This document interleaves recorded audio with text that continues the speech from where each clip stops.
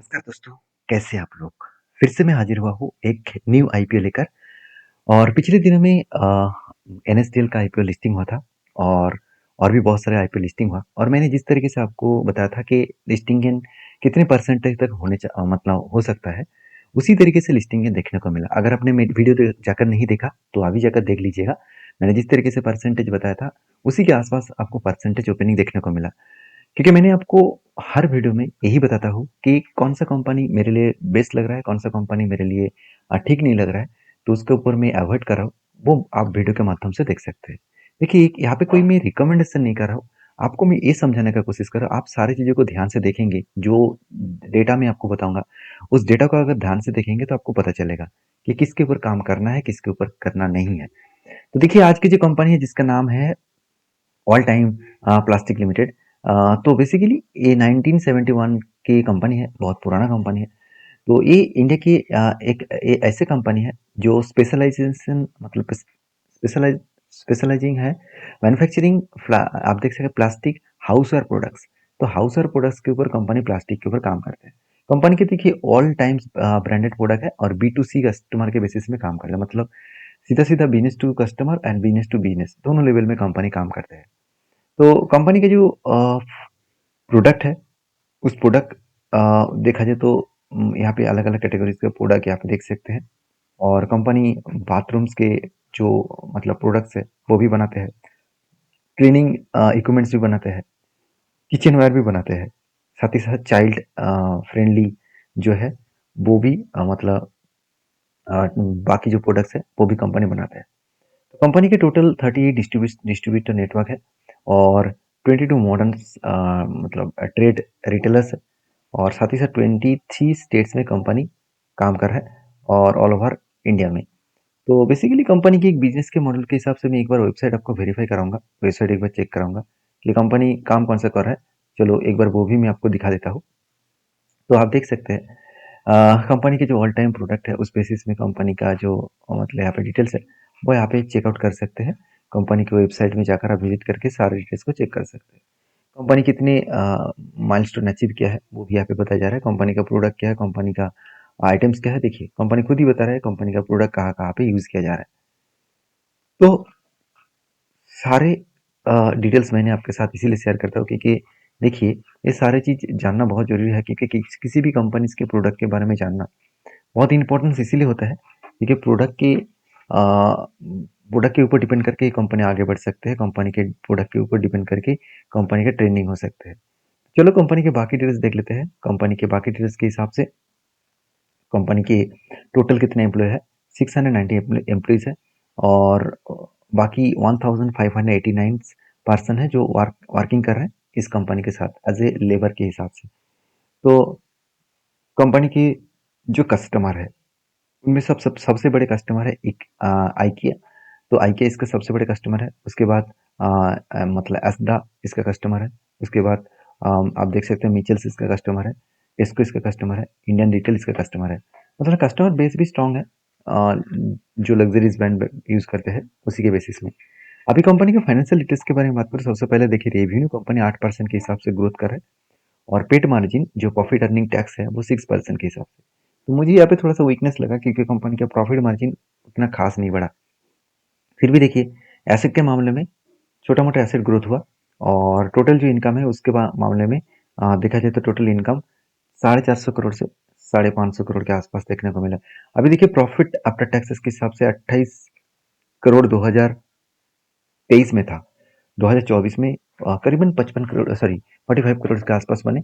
और 2025 में 47 करोड़, मतलब उतना ज़्यादा ग्रोथ एक साल में नहीं हुआ जितना ग्रोथ 2023 से लेकर 24 तक हुआ था। तो यहाँ पे थोड़ा सा वीकनेस देखने को मिला। अभी कंपनी का कर्जा भी बढ़ चुका है, 170 करोड़ से 218 करोड़ के आसपास बन चुके हैं। तो कर्जा कितना परसेंटेज में है, 0.88%। तो यहाँ पे थोड़ा सा वीकनेस है। फिर भी देखिए मार्केट में इतने छोटे प्लेयर मतलब 1800 करोड़ की कंपनी है, just as a small cap type company है। इस बेसिस में देखा जाए तो कंपनी की ROC 19% एंड ROE 16% के आसपास, ऑलमोस्ट 17% के आसपास देखने को मिला। तो यहाँ पे मतलब परसेंटेज वाइज जो ROC ROE होना चाहिए उसी तरीके से है। एक अच्छा परफॉर्मेंस कंपनी यहाँ पे दिखाया है। अभी देखिए कंपनी की जो प्री आईपीओ है, आईपीओ ओपनिंग होने से पहले कंपनी के जो अर्निंग पर शेयर है वो 8.5% के आसपास है। और पी रेशियो 32 है। मुझे ये दोनों चीज़ों को एक बार कंपेयर करके देखना है बाकी कंपनी से। तो चलो एक बार कंपेयर करके देख लेते हैं। देखिए इस फील्ड में और भी दो कंपनी है, एक है सेल साइली इंजीनियरिंग प्लास्टिक लिमिटेड और दूसरा है सेलो। तो सेलो भी सेम फील्ड में काम कर रहा है। तो तीनों का अगर अर्निंग पर शेयर के बारे में बात करूँ तो ऑल टाइम प्लास्टिक लिमिटेड का अर्निंग पर शेयर बहुत खराब है, 9 के आसपास है, जहाँ पे मतलब सेली इंजीनियरिंग लिमिटेड के 20% और सेलो के 15%। दोनों में यहाँ पे बहुत बड़ा अंतर है, मगर एक चीज़ मुझे अच्छा लगा, कंपनी का वैल्यूएशन।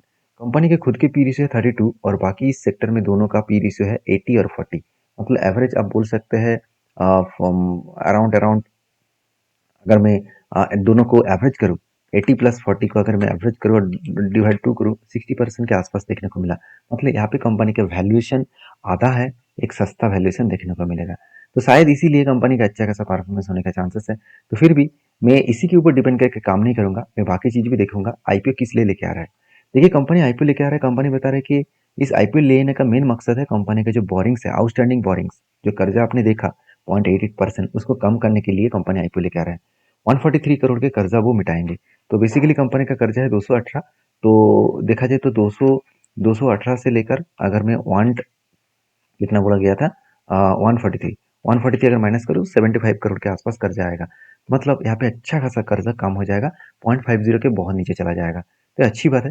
साथ ही साथ कंपनी ये भी बता रही है कि परचेज इक्विपमेंट्स मशीनरी, कंपनी कुछ मशीनरी खरीदने के लिए भी 113 करोड़ के आसपास पैसा को यहाँ पे लगा रहा है। तो ये कुछ गुड पॉइंट्स है जिस पॉइंट्स के बेसिस में कंपनी अच्छा खासा परफॉर्मेंस कर सकते हैं। तो चलो अभी आईपीओ के पूरा डिटेल्स देख लेते हैं, मतलब प्राइस बैंड देख लेते हैं। तो आईपीओ की ओपनिंग डेट है 7 तारीख, मतलब आज से स्टार्ट हुआ है, और 11 तारीख इसका लास्ट डेट रहेगा। और दो के फेस वैल्यू के हिसाब से कंपनी 260 से लेकर 275 के आसपास यहाँ पे प्राइस बैंड रखा है। सबसे इंपॉर्टेंट पॉइंट है कंपनी का मतलब लॉट साइज जो है वो 54 के आसपास। अभी कंपनी टोटल 400 करोड़ आईपीओ लेकर आ रहा है, उनमें से 280 करोड़ बिजनेस में लगाएगा और 120 करोड़ प्रोमोटर के जेब में जाएगा। तो कोई बात नहीं, कंपनी परफॉर्मेंस भी इतना भी खराब नहीं किया है। अगर मतलब बिजनेस नेगेटिविटी में होता तो यहाँ पे मैं कुछ वीकनेस पकड़ता। तो बिजनेस अभी तक पॉजिटिव में है, तो उस बेसिस में प्रोमोटर के जेब में अगर पैसे जा रहे तो कोई बात नहीं। तो एम्प्लॉय के लिए डिस्काउंट 26 रुपीज़ के आसपास दिया जाएगा। तो कोई बात नहीं, ये अलग बात है। अगर कोई एम्प्लॉय है तो जो प्राइस बैंड रखा गया है उससे 26 रुपीज़ डिस्काउंट देकर वो खरीदारी कर सकते हैं।